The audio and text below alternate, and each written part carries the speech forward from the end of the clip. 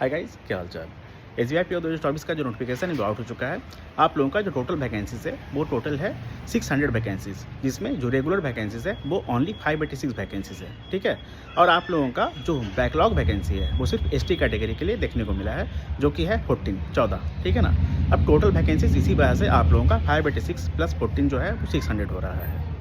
अब आप लोगों का जो एग्ज़ाम का डेट है वो बताया गया है कि 8 और 15 मार्च को आप लोगों का जो है वो प्री का एग्ज़ाम होगा और अप्रैल के महीने में आप लोगों का रिजल्ट जो है वो अनाउंस हो जाएगा। अब मेंस का एग्ज़ाम जो है वो आप लोगों का अप्रैल या मई में देखने को मिलेगा और जो फाइनल आप लोगों का इंटरव्यू प्लस अदर जितना भी आप लोगों का सिलेक्शन प्रोसेस है वो मई या जून में कंडक्ट करा दिया जाएगा, ठीक है। मान के चले आप लोग जून तक आप लोगों का फाइनल जो है वो सारा जितना भी प्रोसेस है वो सब हो जाएगा, ठीक है। अब बात किया जाए कि इस बार जो नोटिफिकेशन है उसमें कुछ मेजर चेंजेस देखने को मिले हैं। अब मेजर चेंजेस क्या हैं उसके ऊपर हम लोग बात करते हैं। पहले आप लोगों का जो प्री का एग्ज़ाम होता था उसमें आप लोगों का इंग्लिश होता था 30 क्वेश्चन का, जो कि 30 मार्क्स के लिए होता था। बट इस बार नोटिफिकेशन में ऐसा दिया गया है कि आप लोगों का इंग्लिश होगा 40 क्वेश्चंस का 40 मार्क्स के लिए। क्वांट और रीजनिंग में बदलाव हुआ है, चेंजेस हुआ है। पहले जो 35 क्वेश्चंस होते थे 35 मार्क्स के लिए क्वांट और रीजनिंग में, वो अब आप लोगों को ओनली 30 क्वेश्चंस देखने को मिलेंगे 30 मार्क्स के लिए, ठीक है। मतलब कि क्वांट में 30 क्वेश्चंस और रीजनिंग में 30 क्वेश्चंस और इंग्लिश में 40 क्वेश्चंस, ठीक है। अब मेंस में भी थोड़ा सा बदलाव हुआ है। मेंस में आप लोगों का जो इंग्लिश है वो अभी 40 क्वेश्चंस होगा, जो कि सिर्फ और सिर्फ 20 क्वेश्चंस 20 मार्क्स के लिए होगा। 40 क्वेश्चंस ओनली फॉर 20 मार्क्स, ठीक है ना। मतलब कि आप लोगों को आधा मार्क्स मिलेगा एक क्वेश्चन के लिए, ठीक है। एक क्वेश्चन का आप लोगों को 0.5 जो है वो मार्क्स मिलेगा।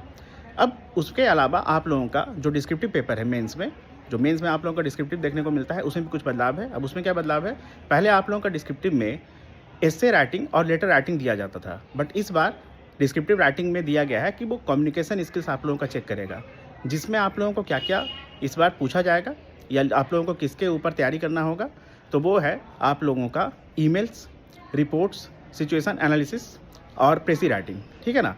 तो जो कि थोड़ा सा कर सकते हैं कि RBI वगैरह का जो पैटर्न होता था ना, थोड़ा सा उसके ऊपर इस बार आप लोगों को डिस्क्रिप्टिव जो है वो दिया गया है, ठीक है। तो ये कुछ मेजर चेंजेस है। वैसे देखा जाए तो कोई बड़ा बदलाव नहीं है, बट फिर भी बदलाव है, ठीक है ना। अगर आप लोग अच्छे से तैयारी करेंगे, जो भी बदलाव हुआ है अगर आप लोग उसको ध्यान में रखते हुए उसके अकॉर्डिंग अगर आप लोग तैयारी करेंगे तो इस बार भी सिलेक्शन लेना मुश्किल नहीं है, बहुत ही आसान है, ठीक है ना। बस थोड़ा सा चेंजेस है जिसके ऊपर आप लोग बस जो कमी है उसको ओवरकम करने की कोशिश कीजिए।